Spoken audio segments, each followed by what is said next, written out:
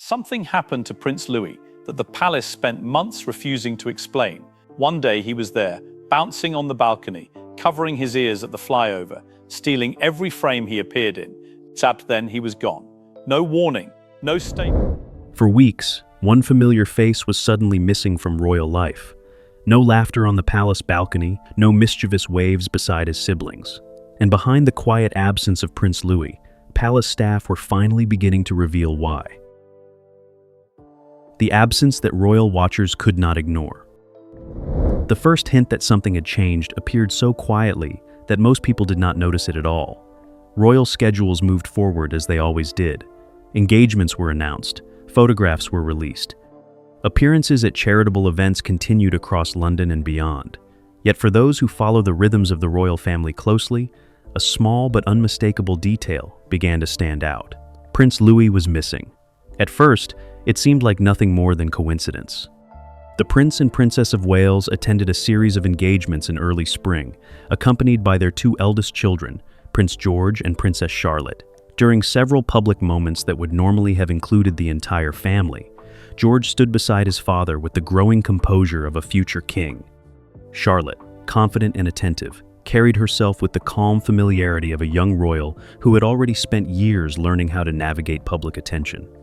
But the youngest child, the one whose animated expressions had often brought laughter to royal occasions, was nowhere to be seen.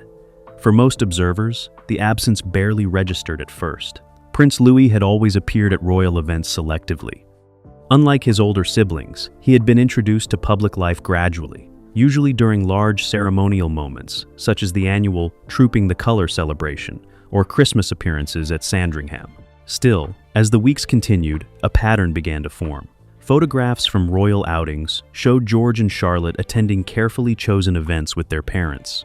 School activities for the children continued quietly behind the scenes. William and Catherine maintained their usual schedule of charity work and public duties, yet Louis remained out of view. Royal watchers began to take note. Within the world of monarchy coverage, attention to detail often borders on instinct. Commentators, historians, and longtime observers who had followed the royal family for decades started quietly comparing recent appearances with those from previous years. During the same period the year before, Louis had already been spotted several times beside his siblings. His personality had quickly become one of the most recognizable elements of royal family gatherings. There was the moment on the Buckingham Palace balcony when he covered his ears during the roar of military aircraft overhead. Another occasion when he waved enthusiastically at the crowd, his excitement briefly distracting from the formality of the ceremony unfolding around him. Those small moments had made Louis something of a favorite among royal audiences. In a family often defined by tradition and protocol, his spontaneity had introduced a rare glimpse of childhood within the carefully structured world of monarchy, which made his absence suddenly feel noticeable. By late spring, several royal commentators had begun asking the same quiet question: where was Prince Louis? The palace, however, offered no explanation. That silence was not unusual. The royal household rarely comments on the private lives of royal children unless necessary. In fact, protecting the younger members of the family from unnecessary public scrutiny had long been one of the Prince and Princess of Wales's most consistent priorities. Even so, the lack of any visible appearances from Louis continued. Public events came and went, school term schedules changed. Seasonal family photographs appeared through official channels, images that showed George and Charlotte smiling beside their parents in carefully chosen outdoor settings. But Louis did not appear in any of them. For royal watchers accustomed to noticing the smallest details, the pattern was impossible to ignore. Speculation began to move cautiously through media circles. Some observers suggested that William and Catherine had simply decided to give their youngest child a longer period of privacy. Others wondered whether Louis might be going through the ordinary adjustments that many children experience as they grow older and begin school. There were even suggestions that the family had chosen to reduce Louis's public appearances precisely because of how much attention he attracted during previous events. But without confirmation from the palace, these remained only theories. Behind the scenes, however, palace staff had already begun noticing how often Louis's brief public appearances became the focus of global headlines. Photographs of his playful reactions circulated widely across social media platforms. Television coverage frequently replayed the moments when his expressions or gestures broke through the formality of royal ceremonies. While many people found those moments charming, they also created a different kind of spotlight, one that palace advisors understood could quickly become overwhelming for a child. Inside royal households, decisions about public appearances are rarely made casually. Every photograph, every balcony appearance, every brief interaction with the public is discussed carefully in advance. For adults within the royal family, that level of scrutiny is simply part of the role. For children, however, the calculation becomes far more delicate. And as the quiet questions about Louis's absence continued to circulate, those closest to the Wales household knew that the explanation had far less to do with mystery than many observers imagined. The real story had begun months earlier, during a series of quiet conversations inside Kensington Palace. Conversations about childhood, about attention, and about how one small boy, whose joyful personality had already captured the world's attention, might need a little more space away from it. A different childhood inside the Wales household. Long before Prince Louis quietly disappeared from public view, the foundations for that decision had already been laid inside the Wales household. For years, Prince William and Catherine had spoken carefully, sometimes subtly, sometimes directly, about the kind of childhood they wanted their children to experience. It would not be identical to the one William himself had lived, and that difference had always been intentional. William's early years unfolded during a period when the royal family was under relentless public attention. The 1990s were an era of constant headlines, shifting public opinion, and a level of media intrusion that few royal children had ever experienced before. Photographers followed nearly every step. Moments that should have belonged to family life were often transformed into front-page stories. School runs, holidays, even casual outings could suddenly become international news. William had learned to live within that environment, but he had also learned what it cost. Years later, when he and Catherine began raising their own family, those memories shaped many of their decisions. From the beginning, they spoke privately about creating a childhood that would feel as normal as possible, despite the extraordinary circumstances surrounding their roles. Their home life reflected that philosophy. At Adelaide Cottage in Windsor, the atmosphere was intentionally different from the grand traditions associated with royal residences. The house itself was modest by royal standards, chosen specifically because it allowed the family to live with greater privacy. There were school routines, homework at the kitchen table, family walks through the Windsor countryside. The structure of their daily life was designed to resemble that of many other families raising young children. Within that environment, each of the three Wales children naturally developed their own place. Prince George, as the eldest, carried responsibilities that were already quietly shaping his future. Even at a young age, his role as second in line to the throne meant that certain aspects of royal life would gradually become part of his education. Public appearances for George were introduced carefully, but consistently. Princess Charlotte followed a slightly different path. Her personality, confident and observant, allowed her to adapt quickly to public engagements. Over time, she became increasingly comfortable during official events, often displaying the calm awareness that royal aides had come to recognize in seasoned members of the family. Prince Louis, however, occupied a unique space. As the youngest child, he did not carry the same expectations placed upon his older brother, nor did he face the same early preparation for royal duties. Instead, his childhood had unfolded with a greater degree of freedom. William and Catherine often allowed Louis to remain away from public engagements that George and Charlotte occasionally attended. When he did appear at events, it was usually during large family moments, where the atmosphere felt more celebratory than formal. Those appearances revealed a personality that quickly captured public attention. Louis was expressive, curious, energetic in a way that stood out even within a family known for its composed public image. His reactions during royal ceremonies, sometimes playful, sometimes mischievous, reminded audiences that behind the traditions of monarchy were still ordinary family dynamics. But inside the palace, those moments were viewed through a slightly different lens. Royal advisors understood that the world's reaction to Louis carried both warmth and risk. In the age of social media, a single moment could travel across the globe within minutes. A child's expression, a brief gesture, a playful reaction during a formal event could instantly become a viral clip shared millions of times. For adults, such attention might simply be part of public life. For a young child, however, it could easily become overwhelming. William and Catherine were deeply aware of that reality. Both had watched how quickly public narratives could form around members of the royal family. They knew how easily a personality trait, once highlighted repeatedly, could become a permanent label in the public imagination. For Louis, whose natural enthusiasm often drew the most attention during appearances, that risk became increasingly clear. Privately, the Wales household began to consider whether the youngest child might benefit from a slightly different approach. Rather than gradually increasing his public presence, as had been done with George and Charlotte, they began discussing the possibility of stepping back, giving Louis more time, more privacy, more room to grow without the constant presence of cameras. Those conversations unfolded quietly over several months. No formal announcement was made, no public explanation was prepared. Instead, a series of small decisions began shaping the family's schedule. Certain appearances were adjusted. Some events that might normally include all three children were planned with only George and Charlotte attending. And gradually, almost imperceptibly, Prince Louis's presence in the public eye began to fade. To outside observers, it appeared sudden.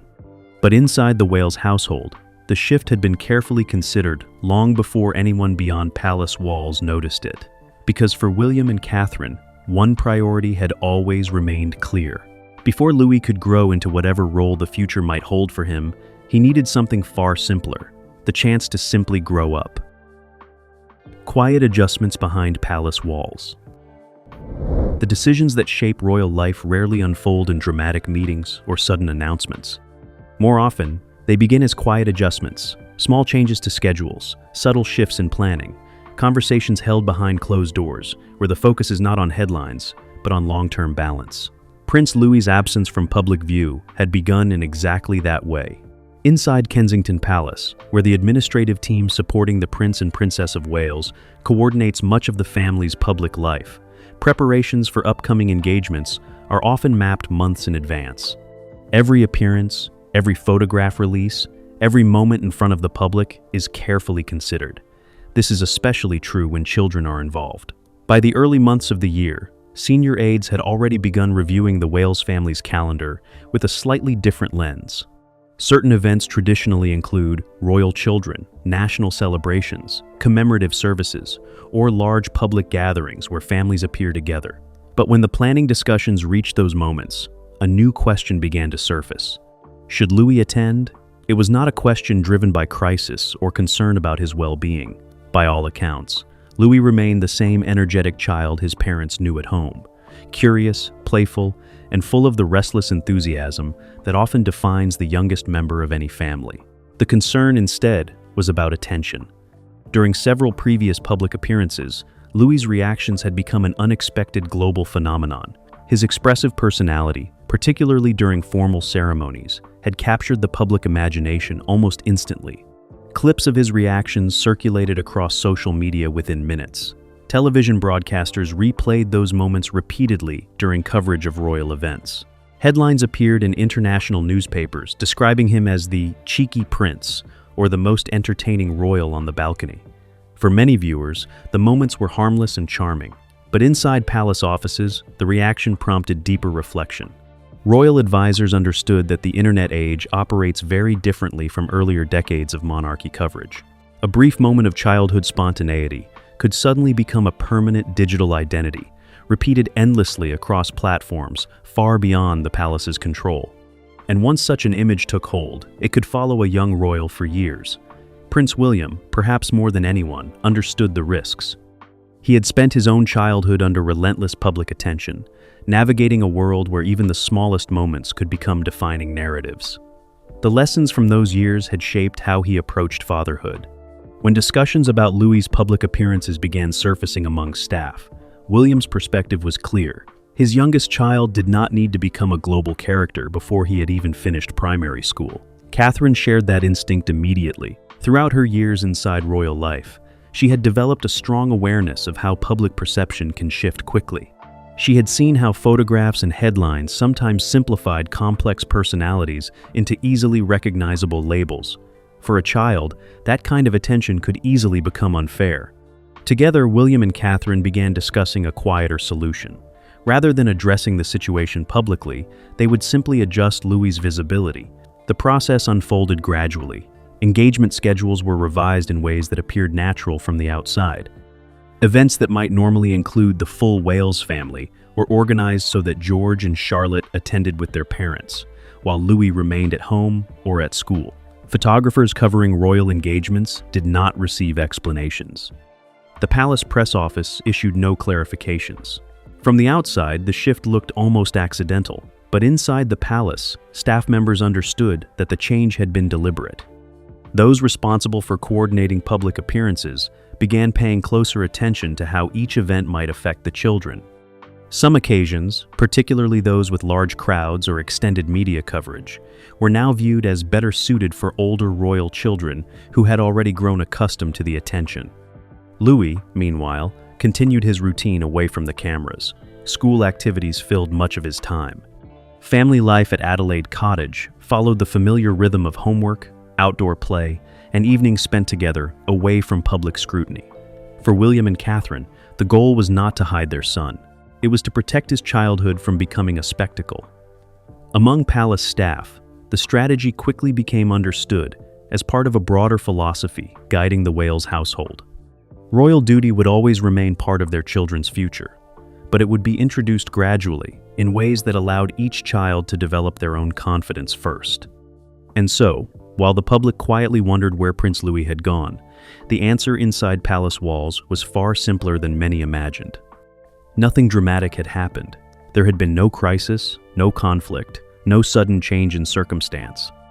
Only a careful decision made by two parents who understood the power of attention and who believed their youngest child deserved a little more time away from it.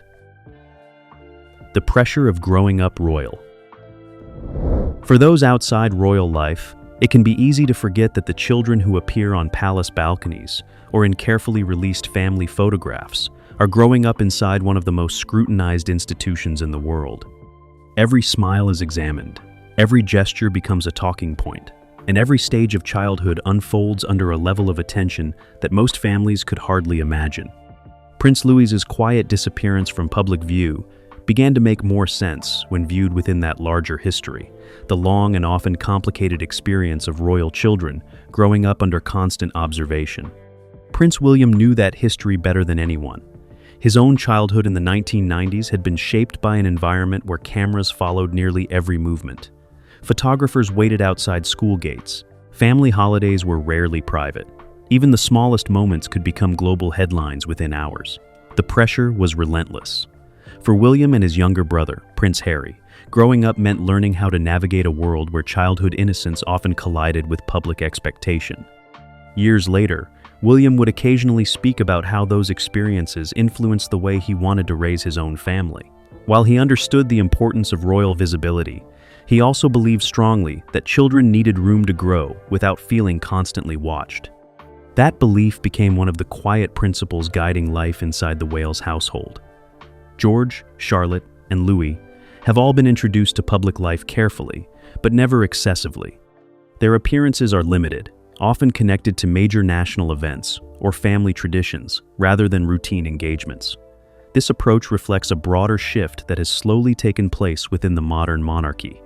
In earlier generations, royal children were often expected to appear regularly beside their parents, learning the public role almost from infancy. But today, there is a growing awareness that constant exposure can create pressures that follow children well into adulthood. Prince Louis, as the youngest member of the Wales family, has perhaps benefited most from that evolving perspective. His personality, lively and expressive, has brought moments of joy to royal watchers around the world. Yet those same qualities also attract intense attention whenever he appears in public. For William and Catherine, the balance between allowing their son to express himself naturally and protecting him from overwhelming scrutiny became increasingly delicate. The internet has changed the landscape dramatically. A brief moment captured during a ceremony can now circulate globally within minutes. Clips are replayed repeatedly. Commentaries appear across social platforms. A child's spontaneous reaction can quickly become the defining image associated with their name. For an adult public figure, that level of exposure may be manageable. For a young child, it can be far more complicated. Within that context, the decision to reduce Louis's public appearances begins to look less like a mystery and more like a protective step, one shaped by both history and experience. William and Catherine understand that their children will one day carry responsibilities within the monarchy. George will inherit a future unlike any other, Charlotte and Louis will also grow into roles that place them within the public eye. But those responsibilities do not need to arrive too soon. Childhood, even inside royal life, remains a precious and limited time. And sometimes the most important preparation for the future is allowing a child the space to simply be young a little longer. What palace staff finally confirmed. By the time the questions surrounding Prince Louis's absence had begun circulating widely among royal observers, the answer had already been quietly understood inside palace walls. There had been no emergency, no sudden family crisis, and certainly no dramatic confrontation behind the scenes. Instead, according to several palace staff members familiar with the Wales household's planning discussions, the explanation was far simpler and far more deliberate than the speculation suggested. The decision had come directly from Prince William and Catherine. Earlier in the year, during routine conversations about upcoming royal events, the couple had raised a concern that many of their advisors had also begun noticing.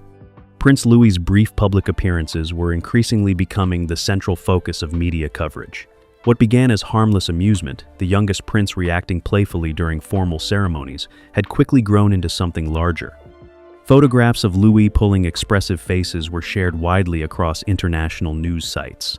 Short clips of his gestures during balcony appearances spread across social media within hours. Some broadcasters replayed the moments repeatedly during coverage of royal celebrations. While the public response was overwhelmingly affectionate, palace advisors began to recognize a pattern forming. Louis was becoming a character, not simply a child attending family events, but a figure whose reactions were anticipated, analyzed, and turned into entertainment. For William and Catherine, that shift felt uncomfortable. Those close to the couple later explained that the concern was not about Louis's behavior, which was entirely normal for a child his age, but about the way those moments were being framed and amplified. The Prince and Princess of Wales had always been careful about how their children entered public life. From the earliest days of George's childhood, they had worked to control the pace of exposure, ensuring that each appearance served a clear purpose rather than becoming routine. With Louis, however, the attention surrounding his personality had grown so quickly that the balance began to feel different. According to palace staff who participated in the scheduling discussions, the couple made a quiet decision during those meetings. For a period of time, Louis's public visibility would be reduced. There would be no announcement explaining the shift, no effort to draw attention to the change. Instead, the adjustment would simply appear through the family's evolving schedule. When certain engagements approached, planners would consider whether Louis's presence was truly necessary. If the event involved long ceremonies, large crowds, or intense media coverage, it was often decided that George and Charlotte, both slightly older and already more accustomed to those environments, would attend alongside their parents. Louis, meanwhile, would remain at home or continue with his normal school routine. The approach allowed the Wales family to maintain their public responsibilities without placing their youngest child under constant observation. Staff members familiar with the arrangement described the strategy as protective rather than secretive. There was never any intention to hide Louis from the public entirely. Major family events would still include him when the time felt right. But the days when he appeared frequently during high-profile occasions had, for the moment, been intentionally paused. Within palace circles, the explanation quickly settled the quiet speculation that had been building. Prince Louis had not disappeared.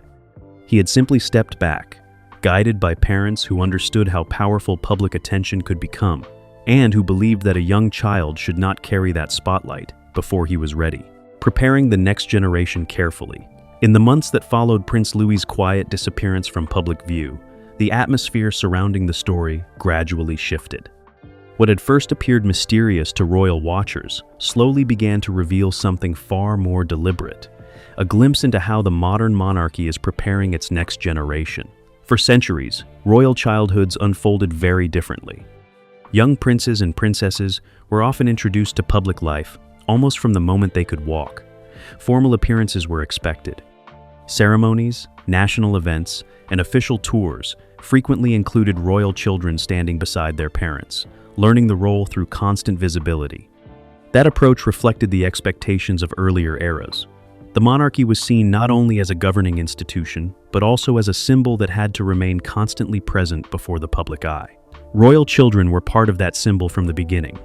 But the world surrounding the monarchy has changed dramatically since those earlier generations. Today, the royal family exists within a media environment unlike anything Queen Elizabeth experienced during the early years of her reign. Cameras no longer belong only to professional photographers waiting outside palace gates.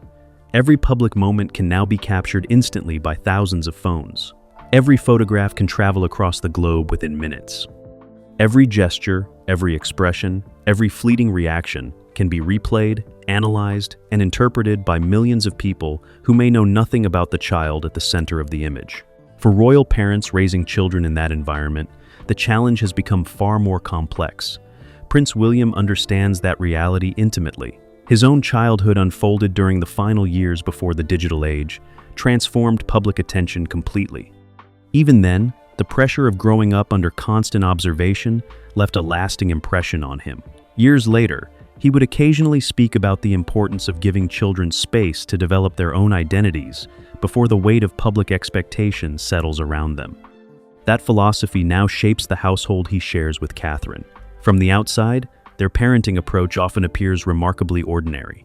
Their children attend school alongside classmates who are not part of royal life. Weekends include outdoor activities, sports, and family routines that resemble those of many other households raising young children. Inside those ordinary routines, however, lies a careful strategy. Each of the Wales children is being introduced to royal life gradually, not all at once, and not before they are emotionally prepared for the responsibilities that come with it. Prince George's path will naturally be the most structured. As the future king, he carries expectations that cannot be delayed forever. Already, his appearances during national events have begun to reflect the quiet preparation that accompanies his position. He stands beside his father more frequently now. Observers have noticed the way William sometimes speaks to him quietly during ceremonies, explaining details of the traditions unfolding around them. Those moments represent the early stages of a long process. Princess Charlotte's role is evolving differently. As the only daughter, she occupies a position within the royal family that carries both visibility and flexibility. Charlotte has shown a natural ease during public engagements, often demonstrating a calm awareness that surprises many observers for someone her age. Over time, she will likely continue developing her own identity within the royal structure. Prince Louis, however, remains in the earliest stage of that journey. His role within the monarchy is not yet clearly defined. Unlike George, he does not carry the burden of future kingship. Unlike Charlotte, he has not yet grown into the composed presence that comes with increasing public appearances. For now, he is simply the youngest child in a family that understands how powerful public attention can become. William and Catherine's decision to reduce his visibility reflects a belief that childhood should not be shaped entirely by cameras and headlines. There will be time later for royal duties. Time to stand on palace balconies during national celebrations. Time to participate in the ceremonial life that has defined the monarchy for generations. But those moments do not need to arrive too early. The quiet months during which Prince Louis remained largely absent from public view were not a sign of secrecy or crisis. There was a pause, a moment of space created intentionally by parents who have seen firsthand how demanding royal life can become. And in many ways, that pause reveals something important about the future of the monarchy itself. The institution that once expected its youngest members to step immediately into the spotlight is gradually learning a different lesson, one shaped by modern understanding of childhood, privacy, and emotional well-being. Preparing the next generation no longer means placing them constantly before the public. It means allowing them to grow, allowing them to discover who they are before the world begins defining them. One day, Prince Louis will inevitably step forward into a more visible role within the royal family. The traditions of monarchy will still be there waiting for him, just as they have waited for every royal child before him. But when that moment arrives, it will come after years spent away from the glare of constant attention. Years that allowed him to experience something many royal children of the past never fully received. A childhood that belonged, at least for a while, entirely to him.